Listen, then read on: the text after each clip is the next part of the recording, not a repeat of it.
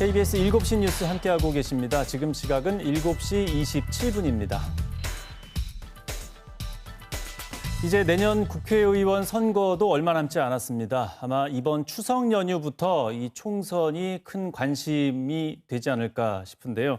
그래서 오늘 정가직설에서는 추석 민심은 어떻게 읽히고 있고 또 어떻게 강원도당 각 당에서 준비를 하고 있는지 각 정당의 입장을 들어보도록 하겠습니다. 국민의힘에서는 한중일 수석 대변인 나오셨고요. 더불어민주당에서는 허소영 대변인 함께하도록 하겠습니다. 두 분 어서 오세요. 네, 반갑습니다. 반갑습니다. 예. 자, 이번 연휴 기간에 민심이 내년 총선까지도 갈 수 있다는 그런 얘기까지 나오고 있는데요. 현재 양 강원도당에서는 어떻게 대비를 하고 있는지 말씀을 들어보도록 하겠습니다. 먼저 한중일 대변인부터 말씀을 좀 해주시죠. 저도 선거를 좀 치러봤지만 이번 추석 연휴 그리고 내년도 국회의원 선거가 6개월 남은 이 추석 연휴에 정당이나 후보자의 활동이 매우 중요한 시기입니다. 네. 많은 사람들이 또 모이고 또 모인 가운데서 많은 화두가 내년도 총선과 관련된 얘기들을 많이 하고 있거든요. 또한 지금 이런 추석 기간에 각 지역의 언론사에서는 후보자들이 누가 뛰고 있는지 그 후보자들에 대한 지지도, 인지도들을 속속히 발표하지 않습니까? 이렇게 매우 중요한 시기이기 때문에 이런 중요한 시기에 저희 도당에서는 후보자들에게는 얼굴과 이름을 많이 알리기 위해서 사람들이 많이 모이는 곳이라던가 또 많은 행사가 있는 곳에 후보자들을 좀 많이 적극적으로 참여할 수 있도록 주문을 좀 하고 있고요. 네. 또 정당에서는 우리 지역구 국회의원 그리고 광역의원, 시도의원들에게 지역의 소외된 곳을 많이 좀 살펴보고 또 큰 행사가 거의다가 지역의 재래시장, 전통시장을 좀 찾아서 장보기 행사 등을 통해서 지역 민심을 파악하고 있습니다. 예. 민주당에서는 어떻게 대비를 하고 있습니까? 이 시기에 대부분의 준비라는 것은 거의 정당에 관계없이 대동소이한 것 같습니다. 예, 저희도 거의 이번 연휴가 한 6일 정도에서 아주 장기적으로 되면서 지역의 재래시장이라든지 이런 곳을 찾는 귀성객들이 많을 거라고 생각을 하고요. 18개 시, 군마다 각 국회의원 그리고 지역위원장 또 지역 시도 의원들 같이 해서 핵심 당원까지 포함을 해서 재래시장과 또 소외되고 어려운 분들 계신 곳을 찾아서 인사를 드리고 그냥 인사를 일방으로 드리는 것뿐만이 아니라 어떠한 애로사항이 있는지 민심을 청취하고 또 적극적으로 반영하기 위한 여러 준비들을 하고 있습니다. 예. 일단 중앙정치권 분위기를 보면 좀 여러 가지 이슈로 계속 정쟁이 이어지고 있고 양극화가 되면서 그것을 부정적으로 보는 분들도 많이 계십니다. 그렇기 때문에 이번 연휴나 요 시기부터는 좀 경제와 민생 쪽으로 정치권에서 국면을 전환해야 되지 않느냐 이런 얘기가 나오고 있는데요. 아마 오늘부터 무언가 많이 좀 바뀔 것 같은데 분위기가 민주당에서는 어떻게 보십니까? 민주당에서 특별히 바뀐다기보다는 당의 기본 기조는 민생으로 돌아가야 되는 것을 계속 강조를 해왔고요. 네.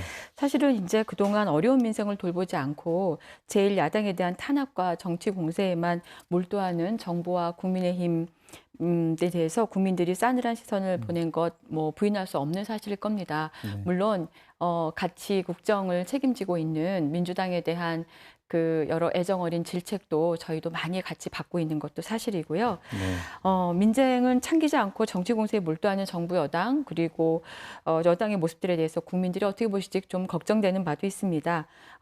이런 문제를 해결하기 위해서는 국회와 정부가 서로 협력해야 되는데 지금같이 일방적인 국회 국정 운영만 한다 그러면 그 불행이 국민에게 전가될 것이라고 보고요. 네. 특히 아쉬운 점은 국민을 위한 정책 국정 쇄신을 위해서 20일 이상 이제 단식을 이어가고 있는 제1야당의 당 대표에게 용산 대통령실이 누가 단식하라고 그랬느냐 이런 식으로 조롱을 했습니다.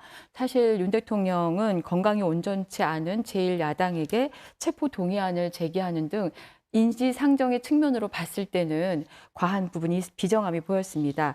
역대 대통령이 가시적으로 드러나는 가장 큰 차이점 중에 하나는요.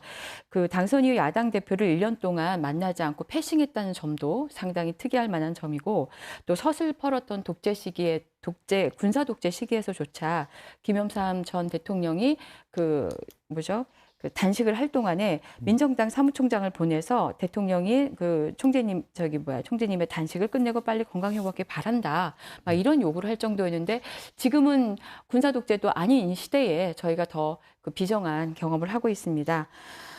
윤 대통령의 상식은 현 정부와 모든 잘못을 이전 정부에게 회귀시키는 것에 있다. 그리고 자신이 결국 대통령으로서 문제 해결 능력이 없다는 걸 보여주는 것밖에 안 된다는 측면에서 상당히 안타깝고요. 네.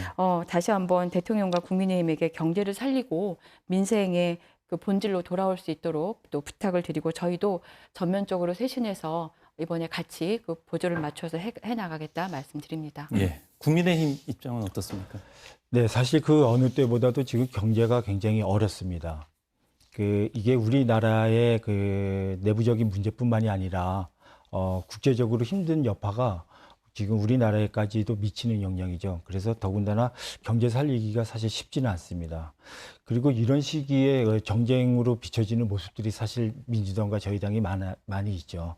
그러다 보니까 국민들이 이 정치권을 바라보는 눈이 매우 부정적이고 또한 매우 답답해하고 있습니다.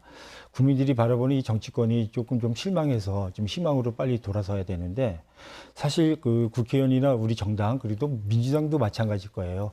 경제를 살피는 것도 안 살피는 것도 아니고 민생을 또 민생과 관련해서 노력들을 많이 하고 있습니다. 네. 근데 이게 사실 그 결과가 뭔가가 이제 나오지 않다 보니까 이게 실망으로 좀 이어지고 있는데 사실 그래서 내년 총선을 준비하면서 이 정당과 또 그 후보자들이 지역에 맞는 그 민생과 그 경제에 도움이 될 수 있는 공약을 많이 발굴하고 네. 그것이 그 현재로 실질적으로 이어질 수 있는 그런 정당과 후보자들의 역할이 매우 중요한 시기라고 생각합니다. 예. 더군다나 오늘 또 죄송하지만 그 민주당에서 또는 실망스럽겠지만 이재명 당대표의 체포동의안이 가결이 되었지 않습니까? 네. 그러면 이 시점으로 인해서 이제 그 정쟁이 조금 좀 멈춰져야 되지 않겠나 이런 생각도 같이 하고 있습니다. 예. 민주당 입장은 조금 뭐 다를 수도 있는데요.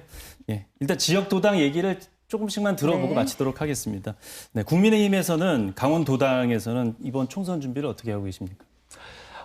내년 총선에 대비해서 저희 당은 올해 일편 도심이라는 총선 기획단을 구성했습니다. 그래서 이 민생 총선 기획단과 명칭에서도 보았다시피 먼저 도민을 생각하고 도민의 입에서 도민의 입장을 생각하겠다라는 그런 뜻인데 네. 저희는 각 선거별로 지역 민심을 파악하고요. 그다음에 그 지역 민심과 관련된 공약을 준비하고 있습니다. 네. 그러기 위해서 총선 기획단은 정기적으로 지역을 좀 찾아가고 그 찾아가는 과정에서 지역 공약을 좀 준비하고 있습니다. 예, 민주당 입장도 짧게 좀 들어보겠습니다. 네, 뭐 저희도 비슷한데 저희는 워낙에 도당에 정책연구소인 해파랑 연구소가 있어서 지금 3월부터 6월, 9월 세 차례에 걸쳐서 그 주요 정책 토론회를 통해서 실제 민심과 또 맞는 정책적인 그 내용들을 도출해내고 있고요. 네. 또 요 추석 이후에 총선 기획단을 통해서 전반적인 총선 전략과 구체 사안들을 논의할 계획입니다. 네, 오늘 시간이 모자라네요. 두 분 감사합니다. 네, 고맙습니다. 고맙습니다. 네, 고맙습니다.